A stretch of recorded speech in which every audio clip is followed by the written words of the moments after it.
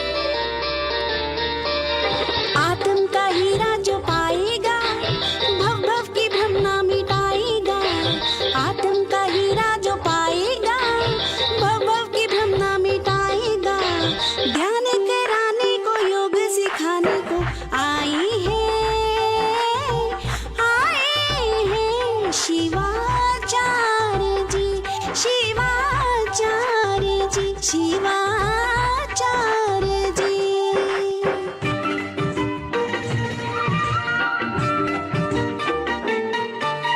भगवान जी भेद बताएंगे, ज्ञान का अमृत पिलाएंगे। भगवान जी भेद बताएंगे, ज्ञान का अमृत पिलाएंगे।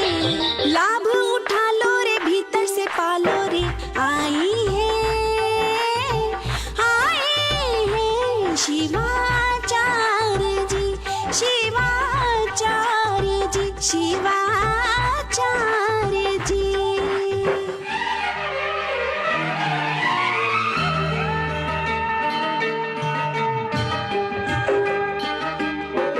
अहम को अपने छोड़ो रे छोड़ो, पर से स्वयं में खुद को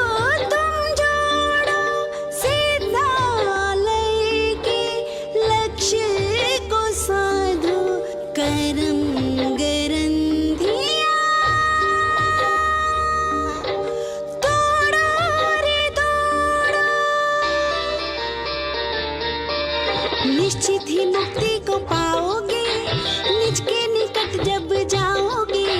निश्चित ही मुक्ति को पाओगे, निज के निकट जब जाओगे। शिव की शरण आओ, मुक्ति का वर पाओ। आई है शिवाचार्य जी, शिवाचार्य जी, शिवाचार्य। सम्माने कल्याणं मंगलं देवयं चेयं पजुवासामि मत्थेन वन्ना।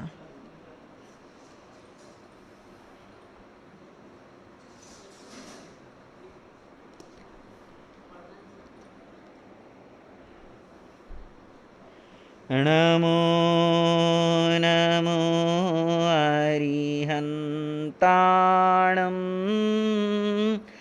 नमो नमो सिद्धाणं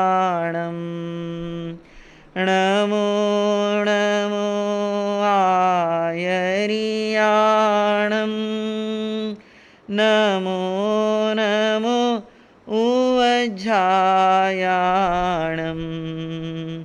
नमो लोये सवसाहुणं नमो लोये सवसाहुणं एसो पंचनमुकारो सव पावपणासनो मंगलानं च सव्येसी पढमं हवै मङ्गलं मङ्गलानं च सव्येसी पढमं हवै मङ्गलम्।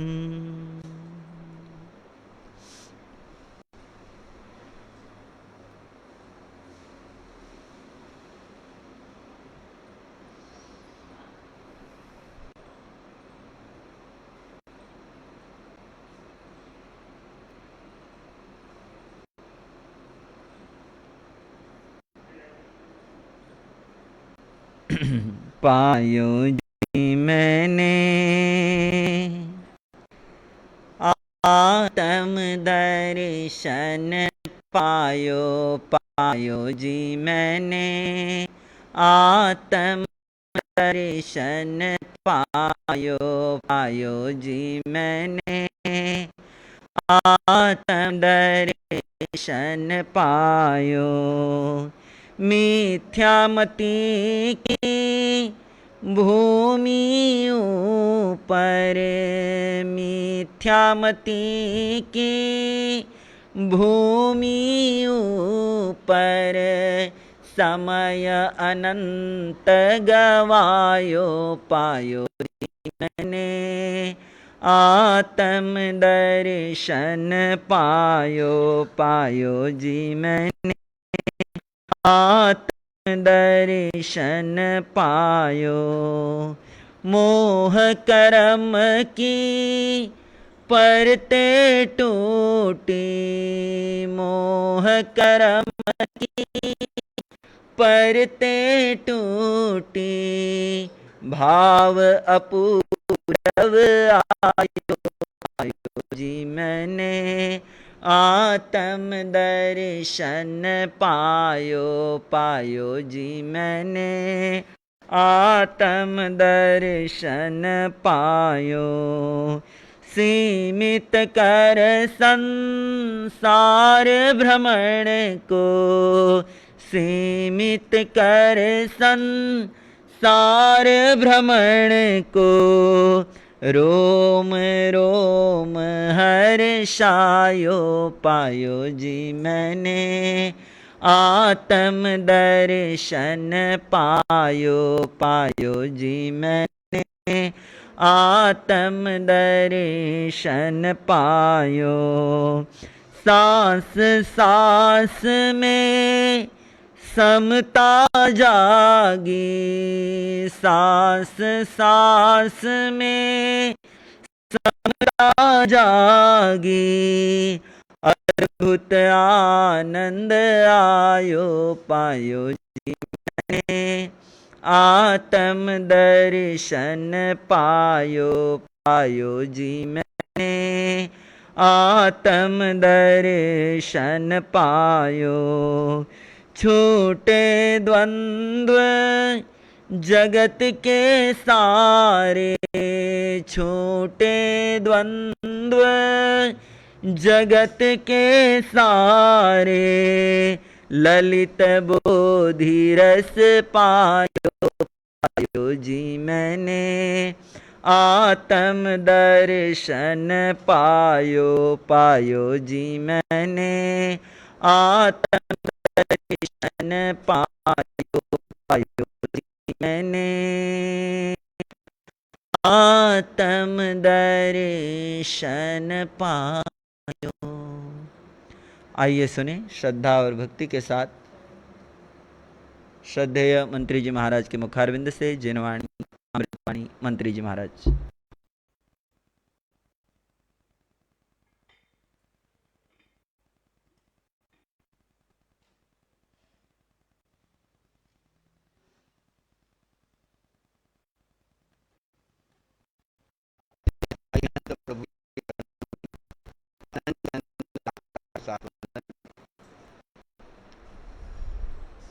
शासनपति भगवान महावीर स्वामी के चरणों में अनंत अनंत आस्था के साथ वंदन।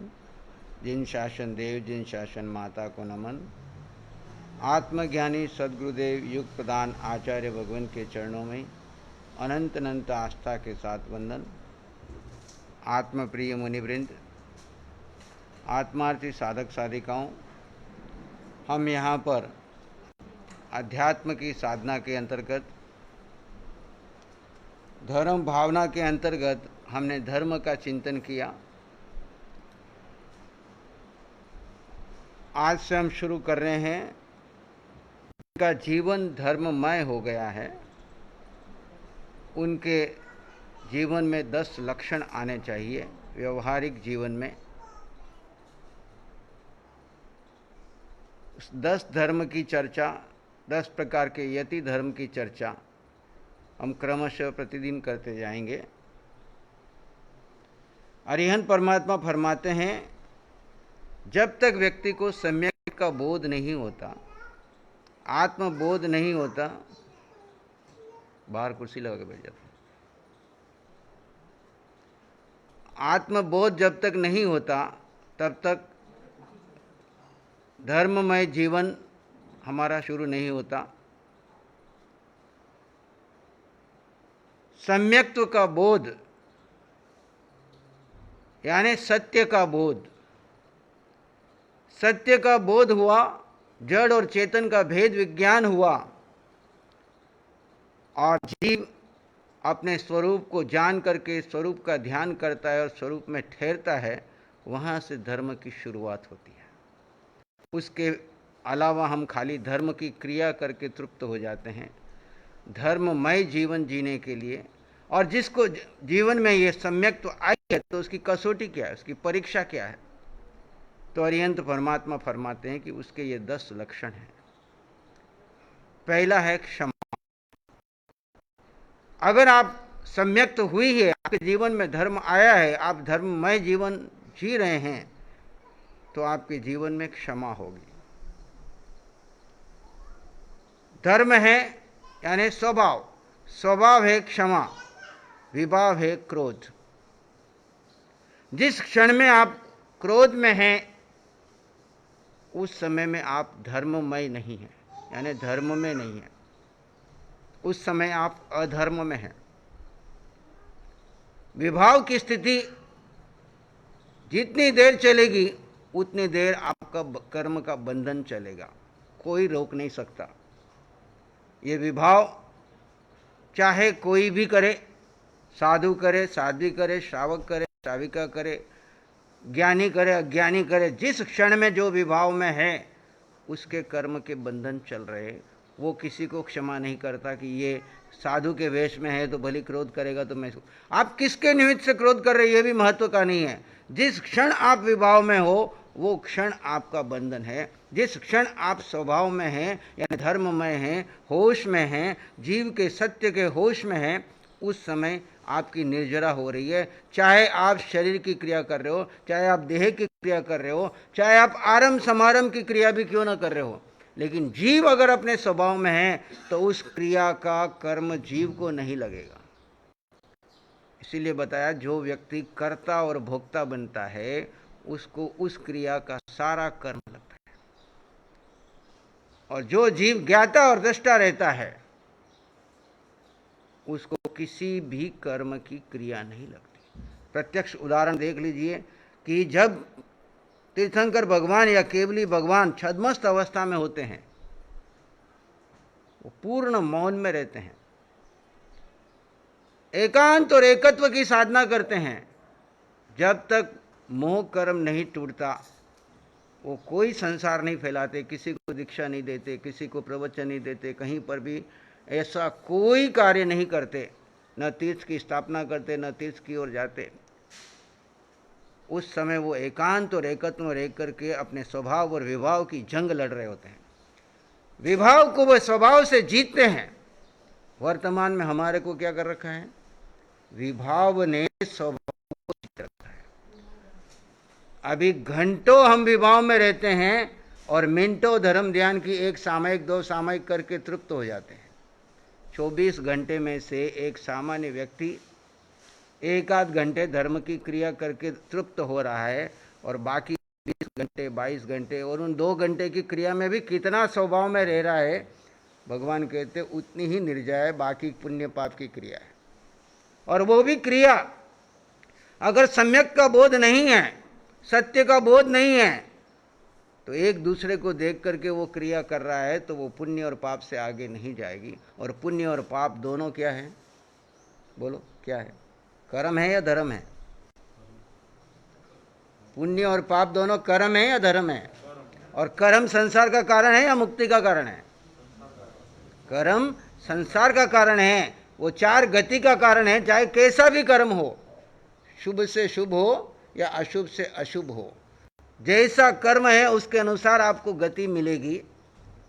तो ये स्वभाव और विभाव की जंग लड़ते हैं अरिहंत परमात्मा से लेके हम सब, जो भी धर्ममय जीवन जीना चाह रहे हैं, जिनको सत्य का बोध हो गया है, सद्गुरु की कृपा से सम्यक का बोध हो गया है, वो अपने भीतर में स्वभाव और विभाव की जंग शुरू करता है। मिथ्यात्व और सम्यक की जंग शुरू होती है, और मिथ्यात्व को तोड़ता जाता है, सम्यक को परिपक्व करता जाता है।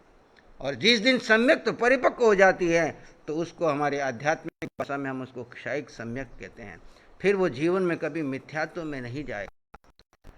विभाव बस कुछ क्षणों के लिए चला भी गया तो तुरंत प्रतिक्रमण करेगा, आलोचना करेगा, प्रायश्चित करेगा और वापस शुद्धिकरण कर लेगा, लेकिन उसको कर्म नहीं बनने देगा।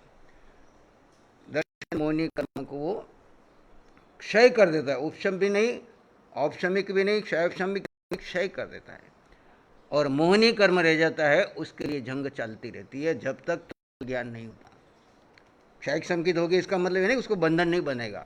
जिस समय बेहोशी में जाएगा तब बंधन बंधेगा, लेकिन मिथ्यात्व में नहीं जाएगा, क्योंकि जीव पर पक्की श्रद्धा होगी। अब उसकी साधना निर्जरा की शुरू होगी, सकाम निर्जरा की। अकाम निर्जरा तो हम अनादिकाल से कर रहे हैं। 24 घंटे भगवान फरमाते हैं कि तुम्हारे कर्म के उदय आ रहे हैं। अगर तुम भोक्ता भाव में हो तो तुम्हारा बंधन है, तुम दृष्टा भाव में हो तो निर्जरा है। कैसा भी कर्म उदय में आया, अगर तुम भोक्ता भाव से उसको भोगते हो, निमित्त को दोष देखते हो, आर्तरोध्यान करते हो, क्रिया प्रतिक्रिया करते हो, अच्छा बुरा करते हो, राग द्वेष करते हो, अपना पराया करते हो, तो कर्म भोगते हुए भी तुम नया बंधन बांध रहे हो। और उसी जगह पे आपको दृष्टि मिली हुई है और आप वहाँ पर ज्ञाता दृष्टा रहते हो। जो भी कर्म उदय में आया है वो मेरा ही किया हुआ भूतकाल का कर्म है या वर्तमान काल की मेरे प्रमाद का मुझे फल मिला है। मैं इसको स्वभाव में रह कर के क्षय रहूँगा। और जीव का स्वभाव है ज्ञाता दृष्टा। जीव का स्वभाव है ज्ञाता दृष्टा। जीव जब ज्ञाता दृष्टा भाव में रहता है तो वह कर्म की निर्जरा करता है। प्रति पल प्रति क्षण स्वभाव में रह करके वह निर्जरा करता है। तो हमारी तीर्थंकर भगवान केवल ज्ञान होने के बाद, मैं बात जो बताने जा रहा था, इतना बड़ा संरक्षण लगाते हैं, चारों तीर्थ की स्थापना करते हैं, हजारों लाखों देवी देवता उनके समोषण में आते हैं, साधु साध्वी श्रावक श्राविका तिर्यंच सभी आते हैं, लेकिन वे सभी क्या कहें, आप उधर कुर्सी लेके बाहर आसन लेके बैठ जाओ। तो लेकिन उनको एक भी कर्म नहीं लगता, न पुण्य का न पाप का। क्यों नहीं लगता? तीर्थंकर भगवान इतने बड़े तीर्थ की स्थापना करते हैं। भगवान महावीर के शासन को ले लो, 14,000 साधु, 36,000 साध्वियां, 30 वर्ष तक देशना दी भगवान ने, जगत कल्याण के लिए।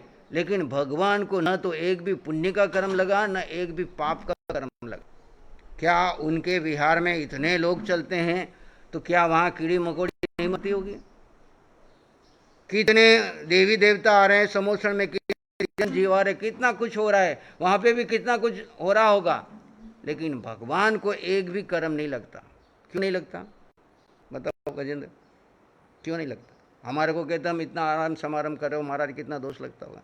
भगवान कहते कोई आराम, इतना आराम समारंभ हो रहा है, देवता आकर के संवत्सरण की रचना कर रहे हैं, 4 योजन तक क्षेत्र सब वहाँ पे शुद्धिकरण हो जाती है, वहाँ पर कोई महामारी तक नहीं आती है, इतना कुछ होता है, लेकिन भगवान को न पुण्य लगता है न पाप लगता है। कारण क्या?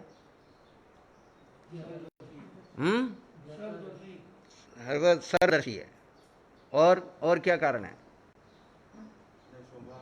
भगवान सतत अपने स्वभाव में रहते हैं। किस में रहते हैं? भगवान अपने सतत स्वभाव यानी ज्ञाता दृष्टा, वो स्वभाव की साधना हमको आत्म ध्यान शिविरों में भगवान ने सिखाई है। हर रोज आचार्य भगवंत आपको प्रेरणा दे रहे हैं कि ध्यान शिविर करो, अपने स्वभाव में रहो। स्वभाव का मतलब धर्म की क्रिया नहीं है। क्रिया तो आप 1 घंटे करोगे, 2 घंटे करोगे, ध्यान भी करते हो तो 4 घंटे कर लोगे, 6 घंटे कर लोगे, लेकिन भगवान कहते हैं धर्म को क्रिया में नहीं बांधा जा सकता, धर्म को सीमा में नहीं बांधा जा सकता। धर्म आपका स्वभाव है, और स्वभाव में आपको कितनी देर रहना है? कितनी देर की छुट्टी है स्वभाव में रहने की? विवाह में जाने की कितनी छुट्टी है वो छुट्टी? भगवान के समर शरण में चारों तीर्थों को, साधु हो, साध्वी हो, श्रावक हो, श्राविका हो, सम्यक्त्वी हो, किसी को भी एक समय के भी विवाह की छूट नहीं है। जैसे महाव्रत लेने वाले को 1 घंटे की भी छूट नहीं है कि तुम महाव्रत की जगह पर थोड़ी देर के लिए रात को तुम्हारा महाव्रत खुला है तो बंदा है, ऐसा नहीं है। 24 घंटे, ऐसे 24 घंटे आपको क्या करना है? स्वभाव की साधना में रहना है। चूके तो प्रतिक्रमण करो, वो आलोचना करो, वो ये क्षण मेरा विभाव में चला गया, ये मेरा प्रमाद था, ये मेरी बेहोशी थी, ये मेरा अज्ञान था। निमित्त सारे निर्दोष है। निमित्त क्या है? सारे निर्दोष है, लेकिन गलती मेरी है। और विभाव में जाने के बाद ऐसे के बिना तो चलता ही नहीं, क्रोध तो करना ही पड़ता है। घर गृहस्थी में, दुकान पे, व्यापार में, ऑफिस में अगर क्रोध नहीं किया तो काम कैसे चलेगा? ये सारे मिथ्यात्व के लक्षण हैं। जिसको सत्य पे श्रद्धा नहीं है वो कभी भी सत्यमय जीवन नहीं जी पाएगा। जो ये कहता है कि झूठ के बिना काम नहीं चलता, जो ये कहता है क्रोध के बिना काम नहीं चलता, वो अभी मिथ्यात्व में जी रहा है। उसने सम्यक का अनुभव ही नहीं लिया, सत्य का स्वाद ही नहीं चखा। लेकिन जिसने सत्य का बोध प्राप्त कर लिया, भले आज वो नहीं जी पा रहा है, लेकिन वो कहता है कि मार्ग सच्चा यही है। आज मेरी कमजोरी है कि मैं विवाह में चला जाता हूं पुरानी आदत से, वृत्ति से। मेरे इतना लोभ मेरा अभी खत्म नहीं हुआ कि मैं व्यापार में झूठ के बिना काम चला सकूं मैं अपने। लेकिन मार्ग सत्य यही है, आज नहीं तो कल मैं इसी मार्ग पर चल करके अपने सत्य को क्या करूंगा? प्राप्त करूंगा, सत्यमय जीवन जीऊंगा। बाहर लगा दो कुर्सी भैया, संडे सुभाष को उसको बोल दे, धर्मेंद्र को। आप सभी ये अपने भीतर में देखो कि मैं स्वभाव में हूं या विभाव में हूं। और ये कार्य 24 घंटे का है। आत्मध्यान साधना शिविर अभी नासिक में चल रहा है, करीब 50-52 साधक वहां पे आत्मा आराधना कर रहे हैं। 24 घंटे एक ही कार्य है कि जीव के स्वभाव में रहना। जहां चूके बेहोशी में गए तुरंत प्रतिक्रमण करो। ये क्षण मेरा बेहोशी में गया, ये क्षण मेरा विभाव में गया, यहाँ पे मेरा बंधन हो गया, यहाँ पे मेरी आत्मा भारी हो गई, पुनः मुझे ही हल्की करनी है। आपका कार्य करने के लिए आचार्य श्री जी नहीं करेंगे, कि अरिहंत परमात्मा नहीं करेंगे, कि आप माँ बाप नहीं करेंगे, आपके परिवार नहीं करेंगे, आपका कोई साथी नहीं करेगा। आपने कर्म बढ़ाए हैं तो आपको ही घटाने पड़ेंगे। आपके कर्म क्षय करने के लिए कोई दूसरा नहीं आएगा। आप विवाह में गए तो आपके ऊपर बंधन बंधा और आपकी और सिद्धालय के बीच की दूरी बढ़ी या घटी? बढ़ी या घटी? कर्म बढ़ाए तो घटी कर्म बढ़ाए तो विभाव में जाके आपने कर्म बढ़ाए, भले सामायिक ही कर रहे हैं, यहाँ प्रवचन सुन रहे हैं, यहाँ संतों की सेवा ही कर रहे हैं, लेकिन कोई निमित्त बना करके विभाव में जाके कर्म बढ़ा रहे हैं, विभाव में जाके कर्म बढ़ा रहे हैं, तो सिद्धालय से दूरी बढ़ी कि घटी? और हम यहाँ पे साधना किसके लिए आए?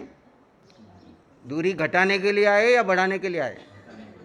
इस भरत क्षेत्र में जो हम आकर के हमने जन्म लिया, मनुष्य का जन्म लिया, जैन कुल परिवार में उत्पन्न हुए, किस लिए उत्पन्न हुए? देखो अपने आत्मा के आईने में जाके देखो कि जिस दिन मैंने मां के गर्भ में आया था, वहां से इस भव की यात्रा शुरू हुई। मां के गर्भ में पहली सांस ली, वहां से इस भव की यात्रा शुरू हो गई। तब से लेके आज तक मैंने कर्म बढ़ाया कि घटाया? आईने में देखो, अपने ज्ञान के पास में देखो कि मैंने, चाहे वो कर्म पुण्य का है कि पाप का है, उससे कोई विषय नहीं है, जो कर्म बढ़ाए हैं तो सिद्धालय से मेरी दूरी बढ़ी है। कर्म मैंने घटाए हैं यानी हल्के किए हैं, क्षय किए हैं, तो मैं अपने घर से के नजदीक जा रहा हूं। जैसे आप राजस्थान से चल करके सूरत आ गए और वापस सूरत से राजस्थान जाना है, तो क्या करना पड़ेगा आपको? उसी सड़क के ऊपर चाहे पैदल चलो, चाहे कार से जाओ, चाहे बस से जाओ, चाहे ट्रेन से जाओ, किसी भी जाओ, उसी दिशा में जाओगे तो आप क्या कर रहे हो? नजदीक जा रहे हो। और इसके विपरीत मुंबई की ओर जा रहे हो, जितनी तेज गति से जा रहे हो उतनी तेज गति से दूरी बढ़ रही है। अब देखो हम कितनी तेज गति से कर्म बढ़ा रहे हैं। आप उस दिन से देखो, माँ के गर्भ से लेकर के आज तक मैंने कितना क्षण का स्वभाव में दिया, कितना क्षण मैंने जीव के विभाव में गया, और कितना समय मैंने जीव को दिया, कितना समय हमने जड़ को दिया।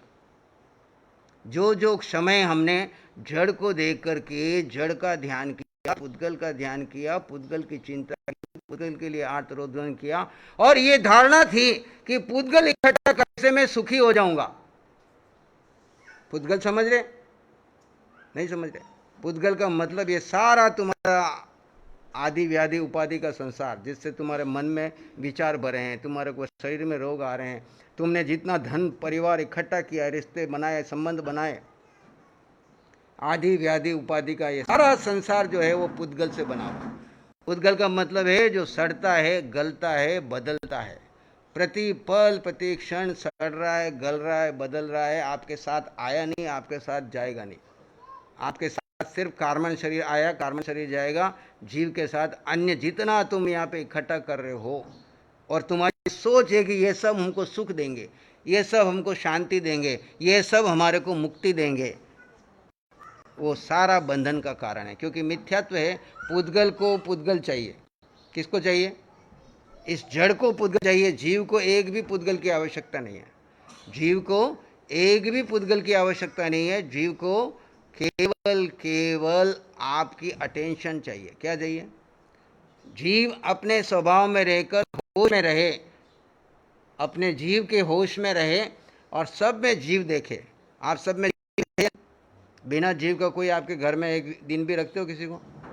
चाहे वो कितना ही आपका नियरेस्ट संबंधी हो, डियरेस्ट हो, संघ का महाराज हो या गुरु का आपका पिता माता हो, जीव गया तो वहां पे उस जड़ की कोई वैल्यू है?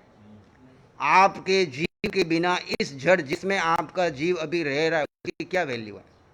अगर आपने इस जीव को इग्नोर किया है सारी जिंदगी, तो समझ लो आप उतना ही कार्बन शरीर बढ़ाते जा रहे हो, और ये पुद्गल सारे के सारे यहीं ट्रांसफर हो जाएंगे। और इसके निमित्त से तुमने जितना ध्यान किया, आर्त और रोध ध्यान, वो सारा कार्बन शरीर बन करके आपको घर से दूर ले रहा है। आपका घर सिद्ध है, उसके विपरीत यात्रा करा रहा है, मतलब उतनी दूरी जा रही है। अब इस आईने में देखो, क्या हमारी धर्म की यात्रा भी शुरू हुई है? नहीं हुई अभी तक।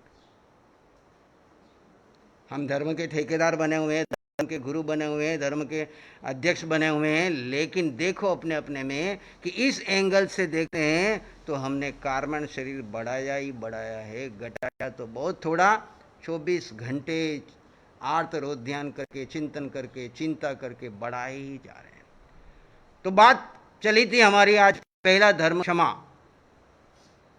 अगर आप धार्मिक व्यक्ति हैं, सम्यक तो आपके भीतर में आई है, आपका जीवन धर्ममय है, तो आपके जीवन में क्षमा आएगी। और क्षमा नहीं करते हो, क्षमा में नहीं जीते हो, तो आपके अंदर में अभी धर्म नहीं आया। धर्म की क्रिया आ सकती है। आप मांस कमन कर सकते हो, आप अठाई कर सकते हो, आप उपवास कर सकते हो, रोज की 11 सामायिक कर सकते हो, सामायिक का मांस कमन कर सकते हो, 30 सामायिक कर सकते हो, पोषद कर सकते हो।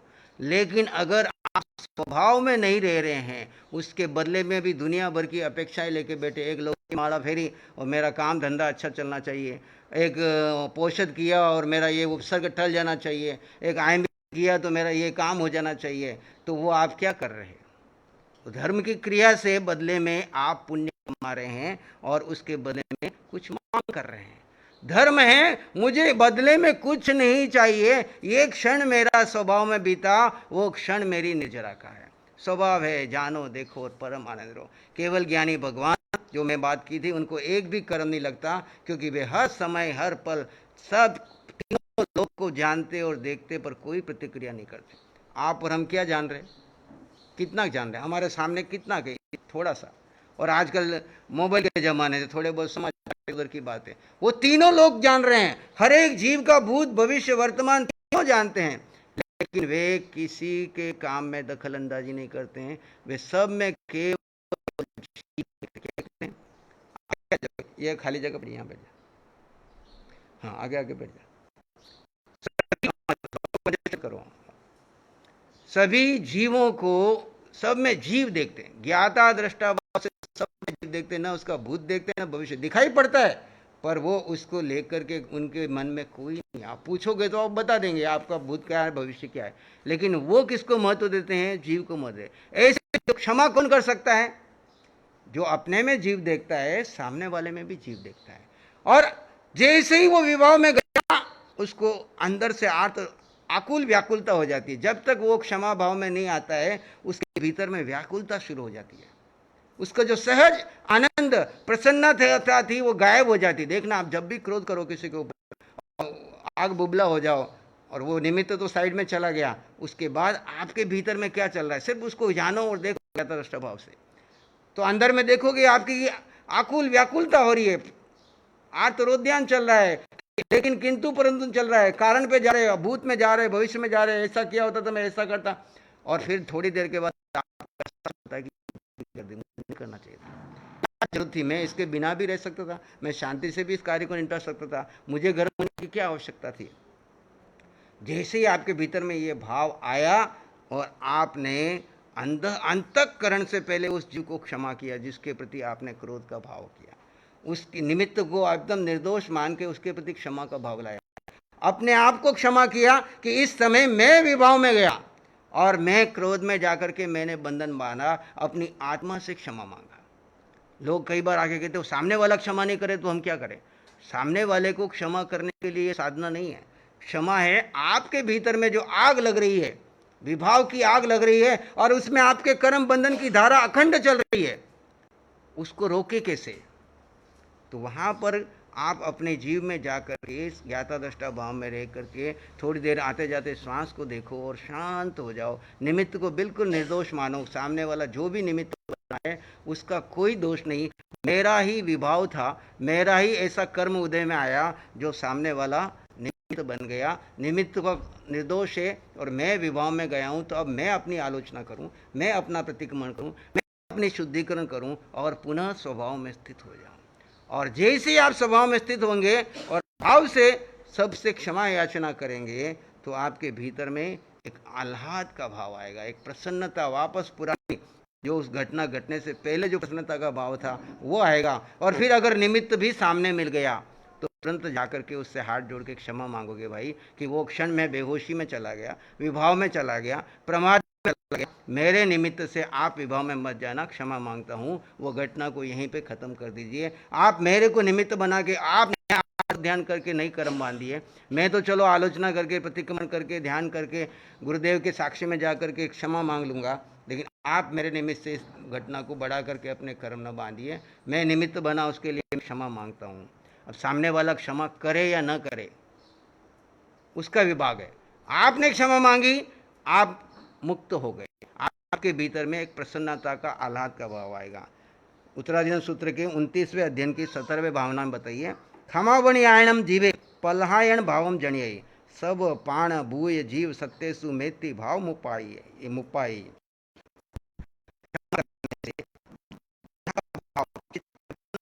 होती है। आपके भीतर में एक आह्लाद प्रहलाद पैदा होगा, प्रसन्नता पैदा होगी कि ये क्षमा करके मैंने इस विषय को कर दिया, अंदर जो ज्ञान की चल रही थी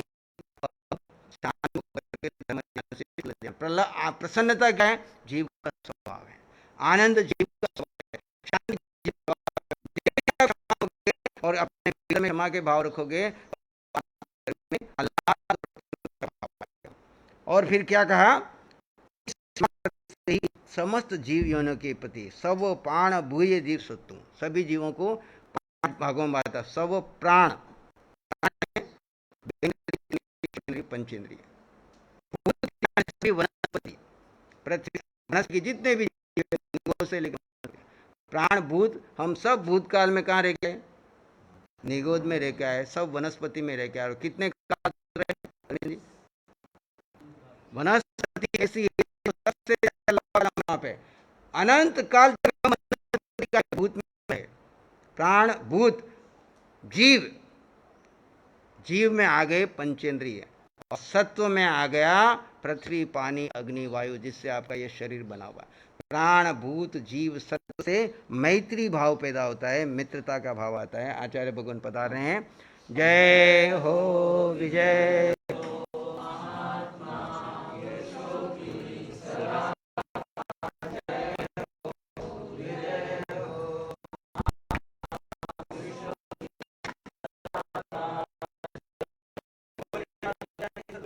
प्रधानाचार्य सम्राट पूज्य श्री शिव मुनि जी महाराज साहब की तो आया हीनम पयाहीनम बाद में इनकी पचकावनी करा देना, उपवास है, इनकी पचकान करा देना। आगे के बढ़ेंगे तो मास खमन वाले दिखते हैं, आज पचकान करना है। ये तो की विषय है, ये हेमा दिलीप जी परमार, ये सूरत की है। लास्ट में कराना, अभी बैठेंगे।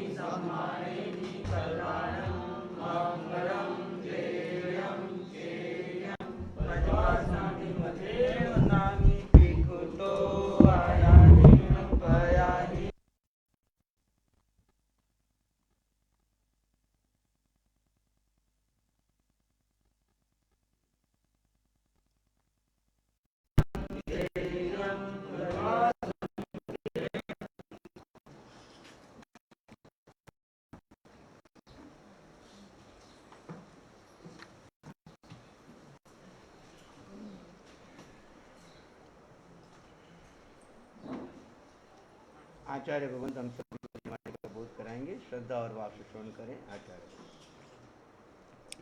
अरिहंतानां नमो अरिहंतानां ओम नमो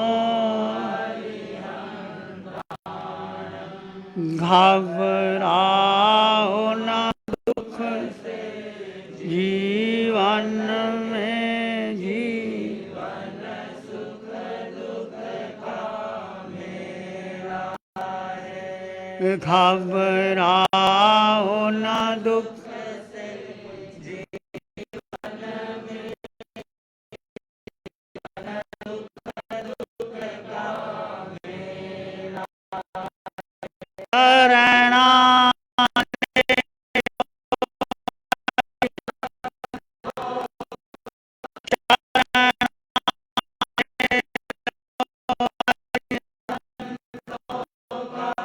क्यों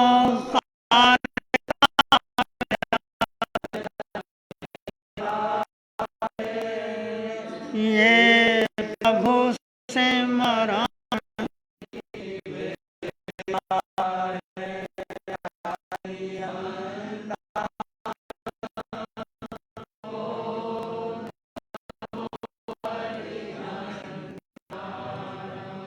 अरिहंतानां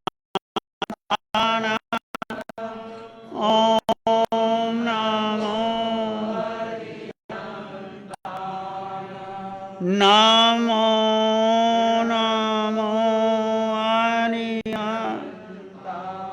नमो नमो नमो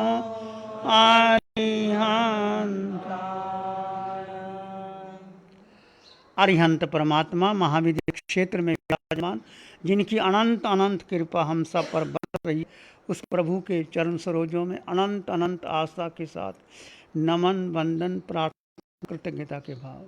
शासनपति भगवान महावीर, जिनका धर्म शासन धर्म संघ धर्म तीर्थ में हम सब धर्म का अमृत पान कर रहे हैं, उस प्रभु की वाणी को, उस प्रभु की साधना को, उस प्रभु की क्षमा को, उस प्रभु की मित्री को अनंत अनंत नमन प्रार्थना कृतज्ञता के भाव। आज हम चर्चा कर रहे हैं 10 धर्म के ऊपर। 10वें समने धम्मे पंजा खंती मुति अजवे मधवे लगवे सच्चे संजमे तवे चे बम्ब चेर वास्ते। 10 प्रकार का धर्म। 10 प्रकार का धर्म अंगीकार कौन करता है? जिसके भीतर आत्मा की रुचि हो, आत्मा की प्यास हो, आत्मा को पाने के लिए एक जज्बा हो और आत्म तल्लीनता में व्यक्ति हो, वो कोई भी हो, उसके भीतर ये 10 धर्म घटित होने लग जाते। ऐसे घटित नहीं होते। आत्मरुचि, आत्मलीनता, आत्म अनुशंसा, आत्मा के प्रति एक प्यास होनी चाहिए जीवन के अंदर। तो सचमुच ये आत्म धर्म सर्वोच्च धर्म है। हम चर्चा कर रहे हैं आज क्षमा पर।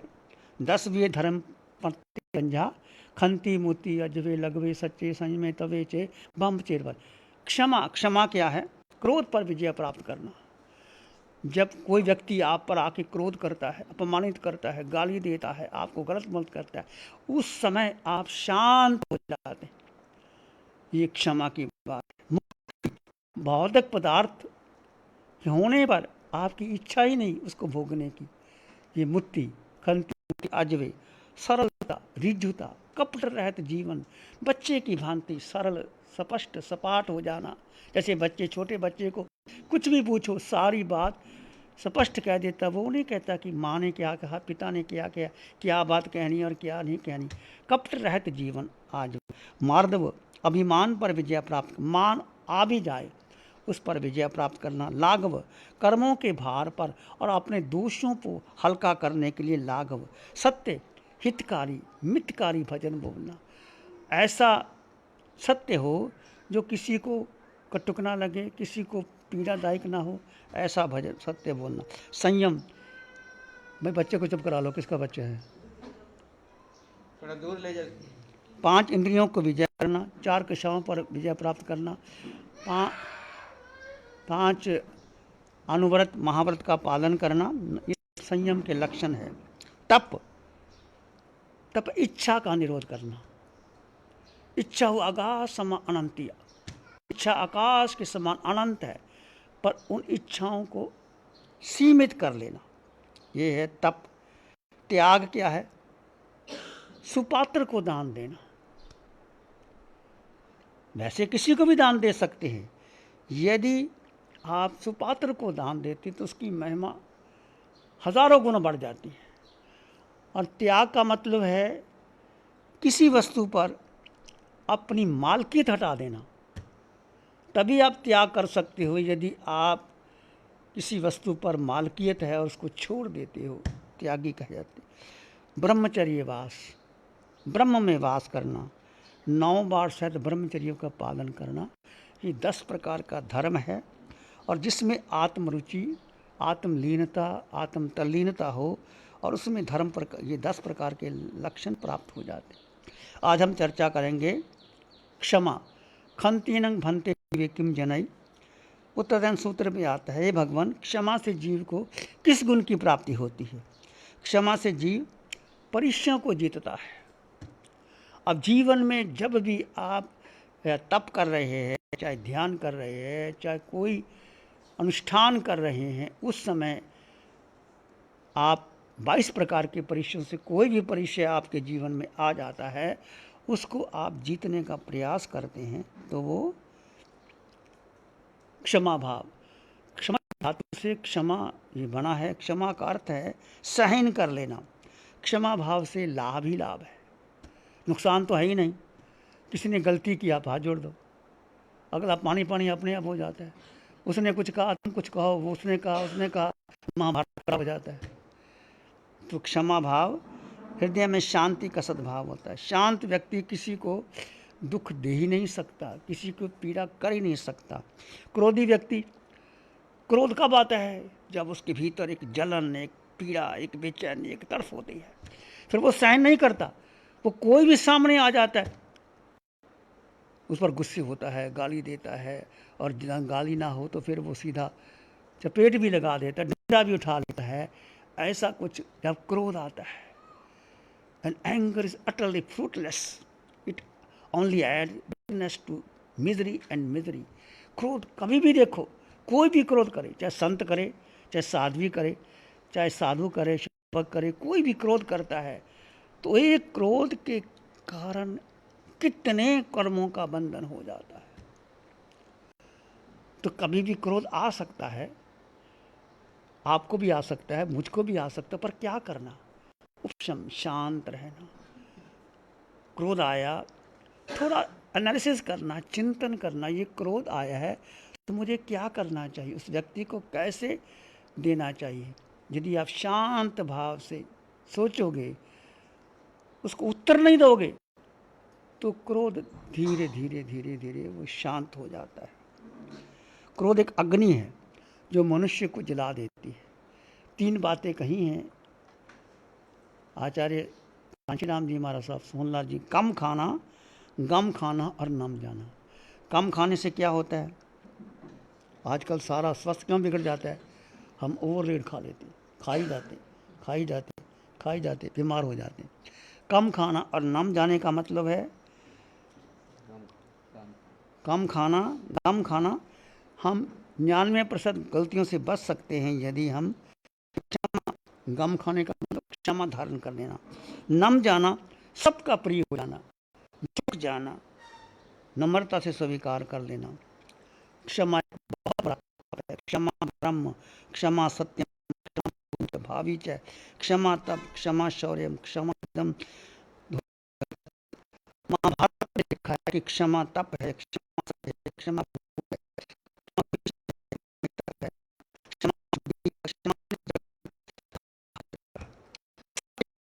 क्या है?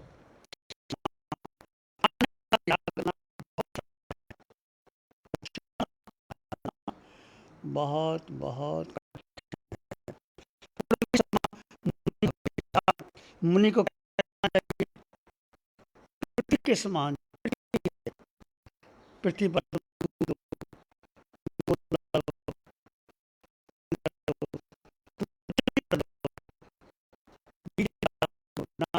निकाल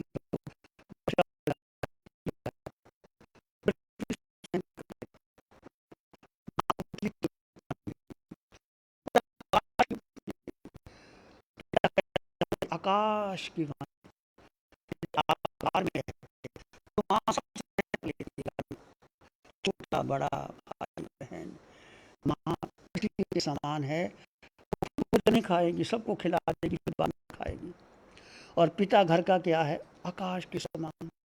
सब देखता है परिवार में क्या हो रहा है, पर आकाश के समान सब बचा लेता है। तो पिता को आकाश के समान कहा गया है और माँ को पृथ्वी के समान कहा जाता है। खंती सूरा अरहंता, अरिहंत भगवान कहते हैं क्षमा के शूरवीर होते हैं। शंकर भगवान अरिहंत परमात्मा देखो, सब कुछ समर्थ होता है उनके पास, कभी किसी को पलाम देते ही नहीं, और देती हैं तो इतनी करुणा और मैत्री से समझाते हैं कि वो हृदय में दम जाती है। तो जितने भी महापुरुष हुए, महावीर को देख लो,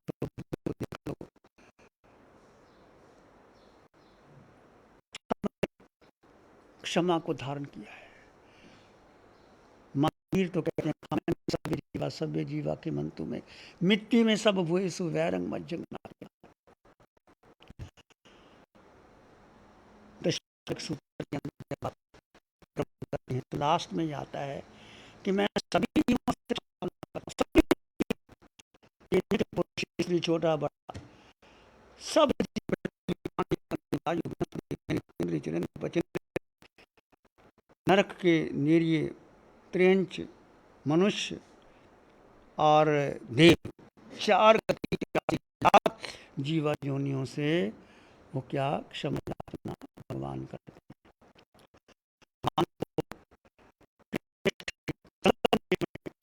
6 महीने लगातार कष्ट देता था भगवान को, भगवान ने एक बार भी कुछ नहीं कहा।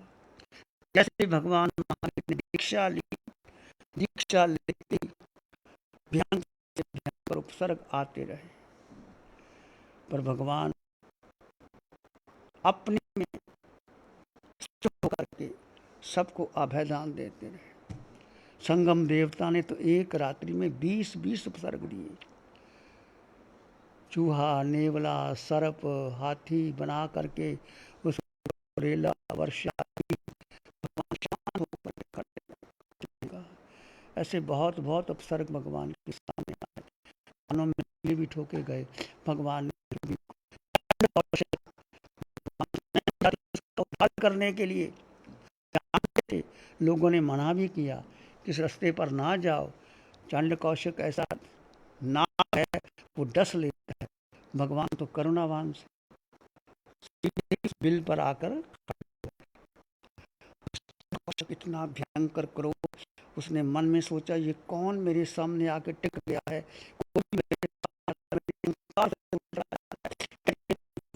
के आसपास के जंगल सूखे हो गए थे, घास सब पलट दिया था, कोई उसके पास आ ही नहीं सकता था। इतना भयानक विषैला चंड कौशिक सर्प बना वो। कैसे बना? क्रोध किया, सर्प बन करके क्रोध किया, सर्प बना, सर्प बन के क्षमा बना। जब तुम क्षमा दान करते हो तो तुम उच्च गति में जाते हो, वो नीचे जाता है। भगवान सामने आकर के खड़े हो जाते हैं। उसने देखा जो हिलते नहीं, कौन आदमी है, क्योंकि सर्प की डंकी मारने की आदत थी। भगवान फिर भी शांत रहे और कहते हैं तू भगवान बुद्ध चंड कौशिया, चंड कौशिक बोधि को प्राप्त करो, बुझ बुझ जानो तुम वो कौन। भगवान के वचन सुन करके मैं इतना भयानक सर्प बन गया, इतना क्रोध किया मैंने कि मैं साधु था, सारा ये आ गया कि मैंने क्रोध किया,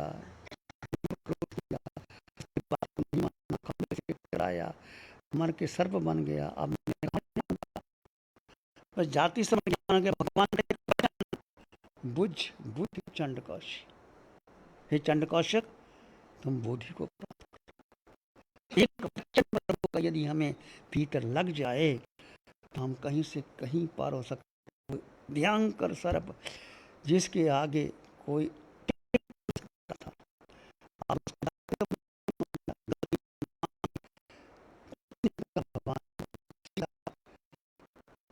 अपनी जो मुक्त अंदर और क्या कर लिया, संथारा ले लिया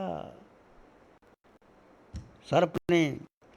और जब पता लगा कि वो चंड कौशिक कुछ नहीं, भगवान चले गए, तो लोगों के ऊपर कोई दूर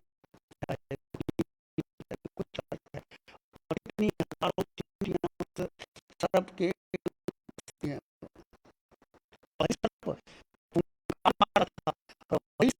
जब क्षमा धारण किया, 50,000 चींटियां उसके शरीर को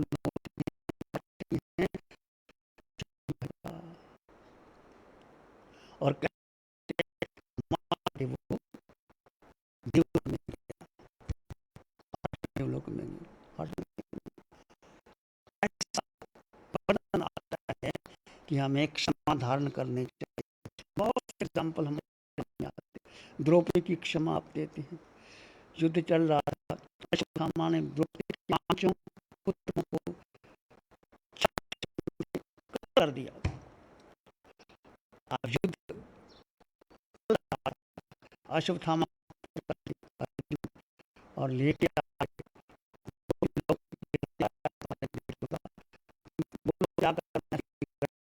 मार दे।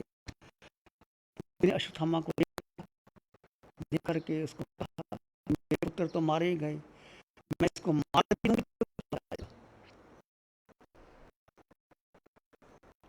सोच सोच कि मैं है अश्वत्थामा को लेकर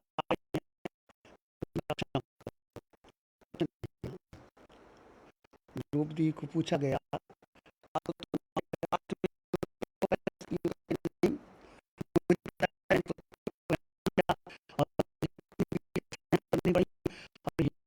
माँ का बेटा है,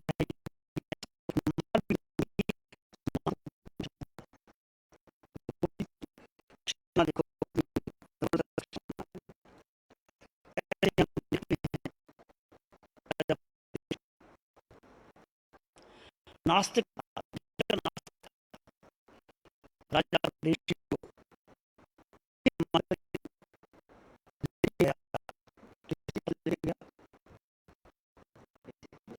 कुमार शर्मन के पास लेके गया।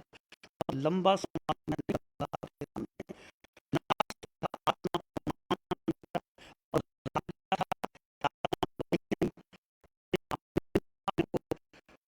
मरवा देता, काटता, बंद कर देता। आत्मा कुछ भी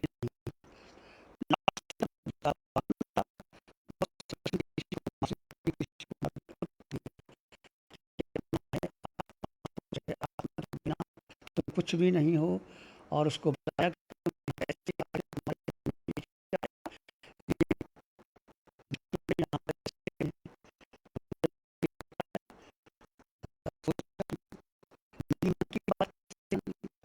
फिर पूछा कि राजन कहते मैं चोर कैसे राजन, तुम्हारी नगरी में कोई व्यक्ति जाता है या बिना आगे देखे यहाँ आए हो,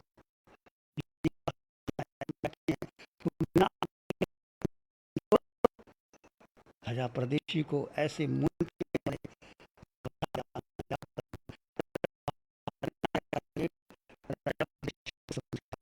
और उसको और राजा परदेशी नास्तिक था, वो उसकी पत्नी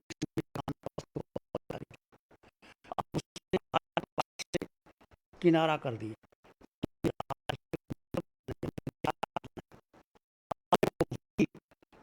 रानी क्योंकि वो था जो बात मानता था,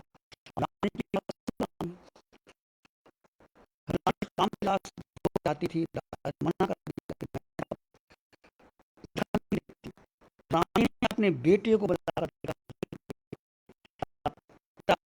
राज्य संभालो और ऐसा करो और गद्दी पर तुम बैठ जाओ।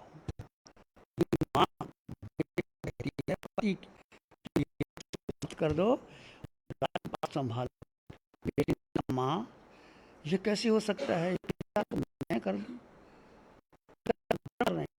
मैं नहीं कर सकता। देखा अब बात तो बिगड़ जाएगी, मैंने प्रकट कर दिया, तो जान पकड़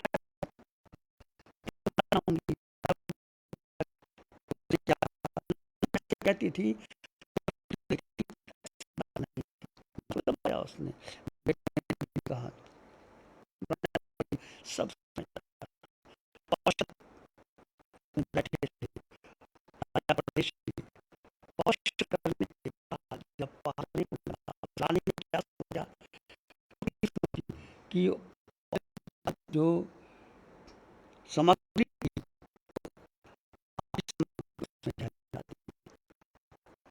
और वस्त्र में जहर डाली। राजा ऋषि जब आग को देखा, वस्त्रों को देखा, ये रानी की इच्छा है। प्रशांत भाव आप उस आग को कर लेते हैं। विश्व ऐसे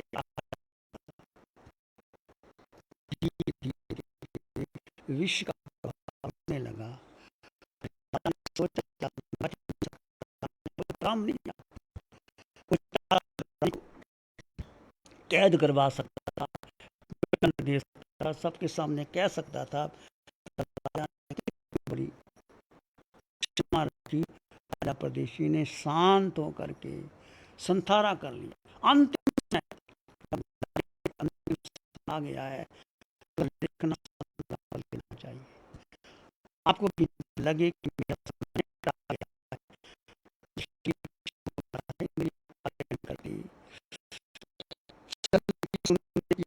दिखाने नहीं होती चाहिए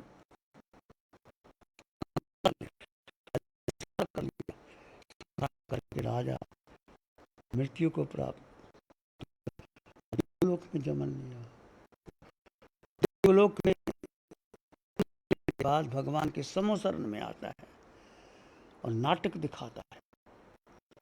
ऐसा राजा परीक्षी का दृष्टांत हमारे सामने आ रहा है। बहुत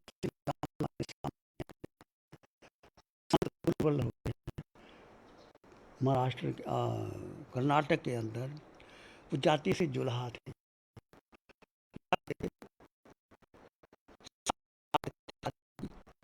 खादी की साड़ी बना करके बाजार में जाते और जो साड़ी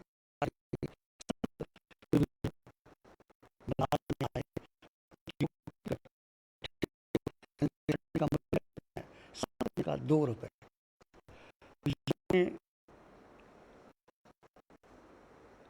थोड़ी चालाकी की करके 2 टुकड़े कर दिए। कितना मुझे है? 1 रुपए कर दिए। कहते कितना है? 8 4 और 8 कर दिए। कितना? 4 आना। वो कर दिए 2 आना। टुकड़े टुकड़े कर दिए। हाँ लो, मुझे नहीं चाहिए। उस संत ने कुछ नहीं कहा। अब ये सारी कि मैं 1 रुपए 8 आना 4 आना और 1 आना कर सारे दिया।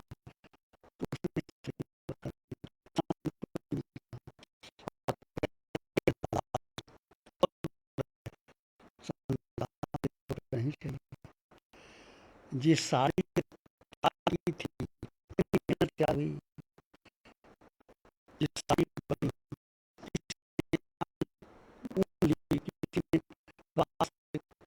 पता उसको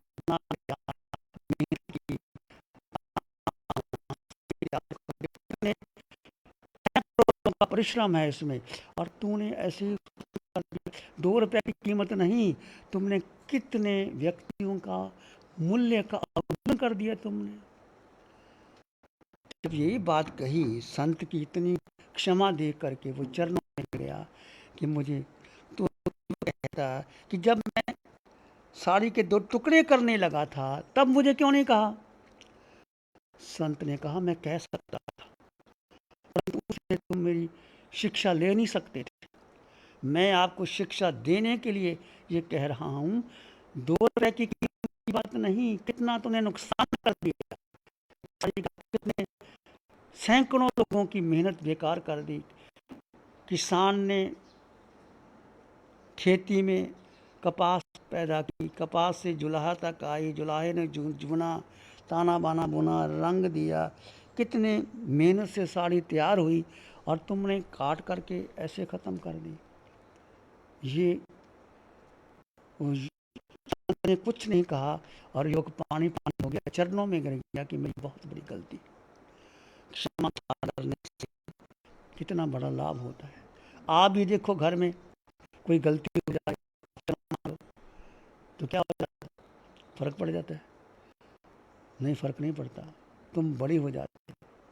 जो क्षमा धारण करता है उसका चित्त आह्लाद, आनंद, उल्लास से भर जाता है। और जो क्रोध करता है उसमें देश, टेंशन, आप पूरे विश्व में क्या है, सहनशीलता नहीं रही। पहले परिवार में 25-30 लोग इकट्ठे किया, सबका पालन पोषण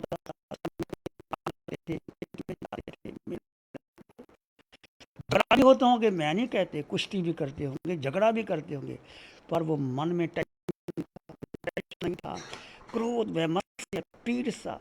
आज तो जैसा बच्चे को कुछ कह दो तुम, बच्चा स्वीकार ही नहीं करता बात को, क्योंकि बच्चे को सहनशीलता सिखाई नहीं, बच्चे को क्षमा करना सिखाया नहीं।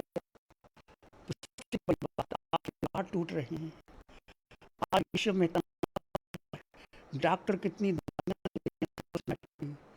टेंशन बढ़ रहा है, हार्ट की प्रॉब्लम, सिर की प्रॉब्लम, बीमारियां क्यों होती हैं? सबसे खतरनाक बीमारी क्रोध से उत्पन्न होती है। फिर क्रोध से मान, माया, लोभ, राग, द्वेष सब पैदा होते, फिर आदमी आगे बढ़ता चला जाता है। क्रोध शांत करना तो क्या करना?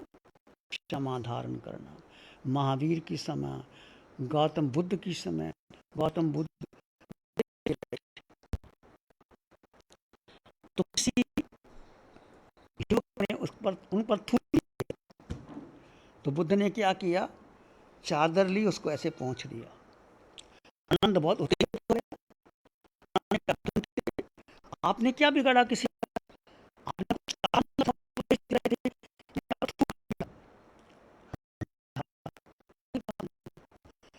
जो बात पहुंचने से समाप्त हो सकती है, मेरा चला गया, अब उससे करने से क्या होता है? और उसने कहा वो समय निकल गया, time once past can not be recalled at all. जो क्षण बीत गया वो बीत गया, अब वो चला गया, उसका क्या क्रोध करना। ऐसे महापुरुष होते हैं जो बड़े महापुरुष। देखो, सुकरात का नाम आता है, सबसे बड़ा ज्ञानी आत्मा सुकरात था। उसकी पत्नी जनेथेपा स्वभाव की थी, जितना वो शांत था पत्नी क्रोधित थी, पर वो शांत रहता था, कुछ नहीं कहता था। एक बार वो चर्चा कर रहा था, लोग तो पत्नी को गुस्सा, अंदर से गई, चाय बना रही थी, गरम गरम चाय उसके ऊपर फेंक दी, गरम गरम चाय फेंक दी। कुछ कहा, कहते जो गलते हैं फिर बरसते हैं।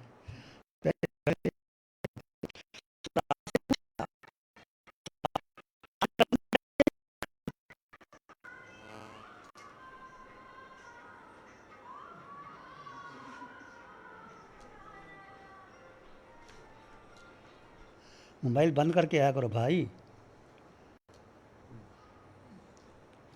सुकरात से पूछा, शादी करनी चाहिए?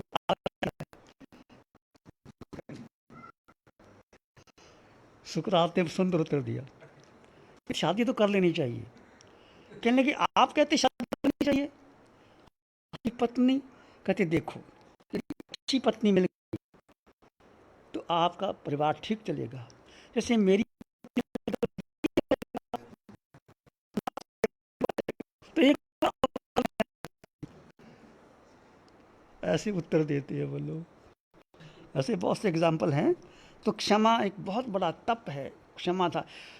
अध्यात्म प्रकरण में लिखा है कि एक व्यक्ति शांत चित्त से एक गाली को स्वीकार कर लेता है, 66 करोड़ उपवास का फल होता है।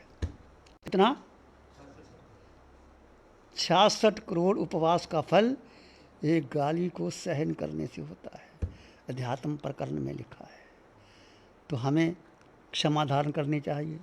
कठिन है, जब क्रोध आता है उस समय शांत होकर के, मौन होकर के विचारना चाहिए क्या करना क्या नहीं करना। समय हो गया, फिर चर्चा करेंगे, ध्यान करेंगे थोड़ी देर के लिए।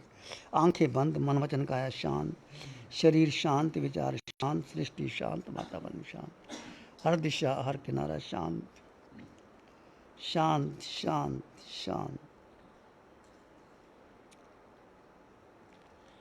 सिर के सिरे से पांव के अंगूठे तक अपने भीतर शुद्ध चेतना का एहसास कीजिए।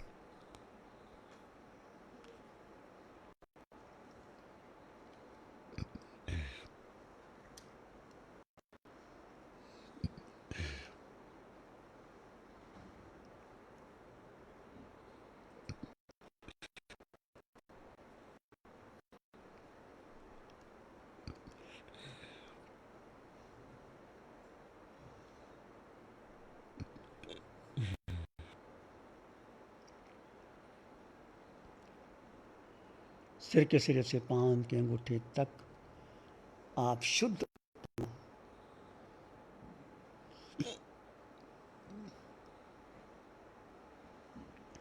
आए तो आने दें, जाए तो जाने दें।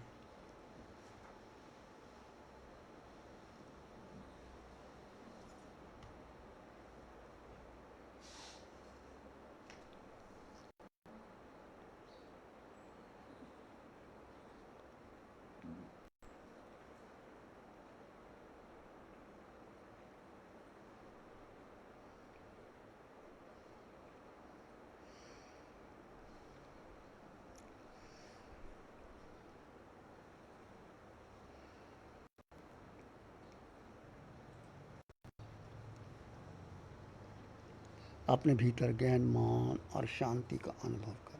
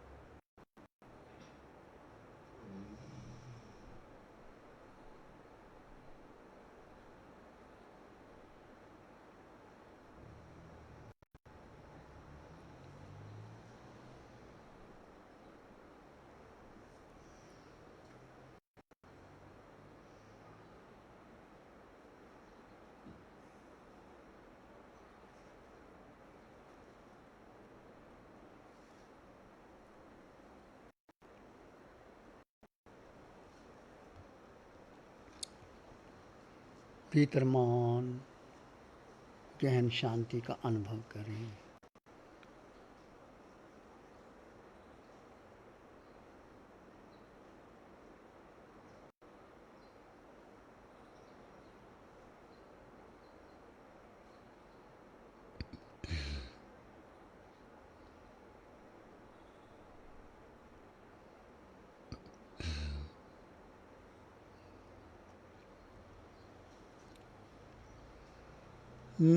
मन करे हम धर्म को, धर्म बड़ा बलवान।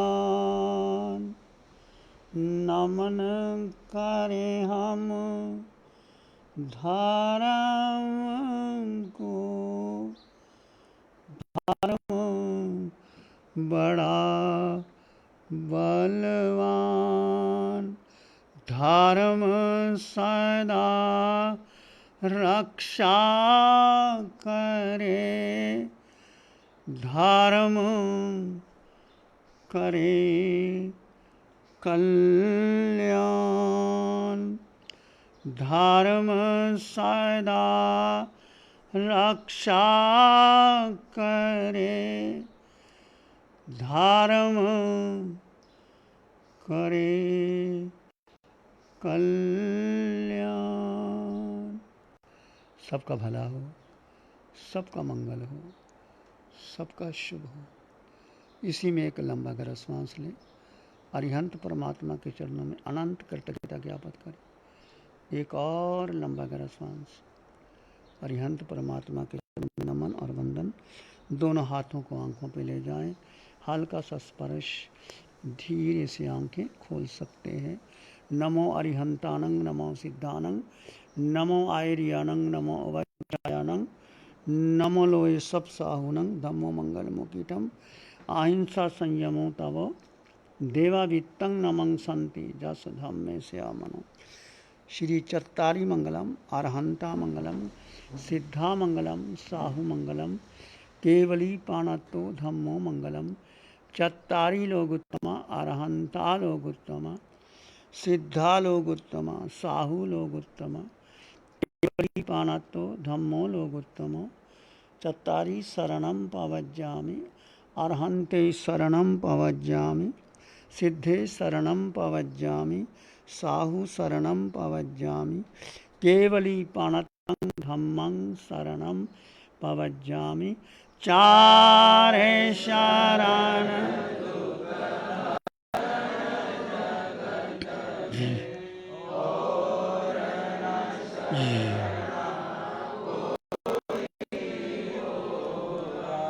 जो भव्य प्राणी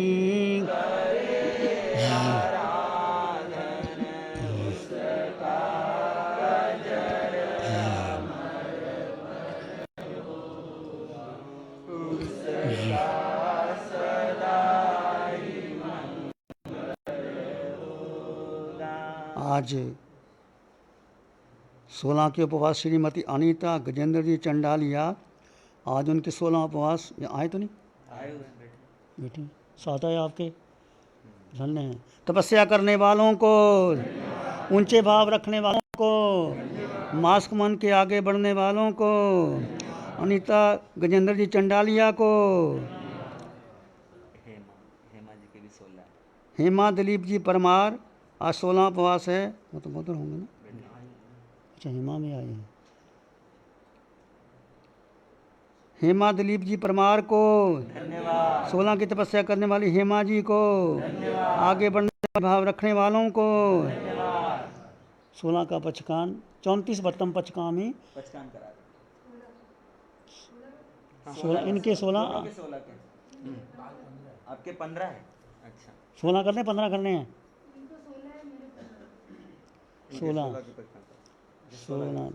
34 बत्तम पचकामी तिव्यम्पि आरम असनम खाई मंगसा मथन बगन से ऐसा कारण महता कारण त्याग बोस रे बोस रे। तपस्या करने वालों को धन्यवाद। हेमा दिलीप जी परमार को धन्यवाद। जिन शासन की शान बढ़ाने वालों को धन्यवाद। आगे बढ़ने वालों को धन्यवाद। 15 की तपस्या, 15 के उपवास के पचकान अनीता जी जी चंडालिया 15 दिन थी। 32 बत्तम पचकामी तिव्यम्पि आरम असनम खाई मंगसा मथन बगन से ऐसा कारण महता कारण सौ समेत कारण त्याग बोस रे बोस रे। तपस्या करने वालों को धन्यवाद। आज के उपवास एकांतर तपस्या में बहन सुनीता डांगी आज उपवास करे, 15 दिन से एकांतर कर रहे हैं। तपस्या करने वालों को धन्यवाद। आज उपवास, आज के उपवास उग्र सूर्य बतरंग पचकामी तिव्यम्पि आरम कारण महता कारण त्याग बोस रे बोस रे। आज के आइमबेल, किसी का आइमबेल 2 उपवास, आज के 2 उपवास बेला। तपस्या करने वालों को धन्यवाद। नाम क्या है सर? पिंकी शिल्पा जैन को धन्यवाद। बेले की तपस्या करने वालों को धन्यवाद। बिल्ला चौथम छठम बत्तम पचकामी तिव्यम्पि आरम असनम खाई मंगसा मथन बगन सहसा गण महता गण सौसमित गण त्याग बोस रे बोस। और तपस्या एकासन आज के आइमबेल जो 15-16 की तपस्या कर रहे हैं वो केवल गर्म जल के आधार पर, वो भी दिन दिन में लेते हैं, रात्रि को नहीं लेते। क्या बोलो? नासिक वालों के तपस्या किसी की तपस्या हो नासिक हो होंगे सोरे 1.5% पचकामी असनम पान 1.5% पचका किसे पचकान है प्रत्याख्यान एकासन हो गए सबके 55 हो गए क्या? हो गए 55 चलो ठीक है। बोलिए भगवान महावीर स्वामी की जय। किसी ने और कुछ बोलना है? बोलना कुछ हाँ सूचना सूचना दे दो गजेंद्र कुछ बोलना है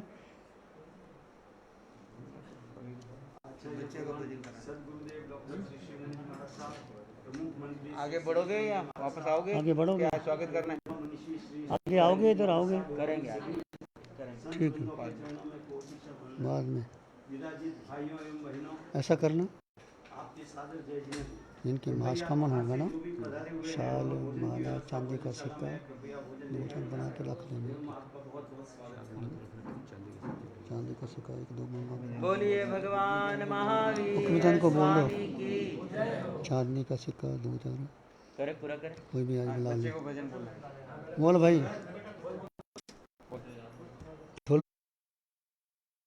ढोलकी बोल के लाया नहीं क्या रहो के बोल माइक चल चल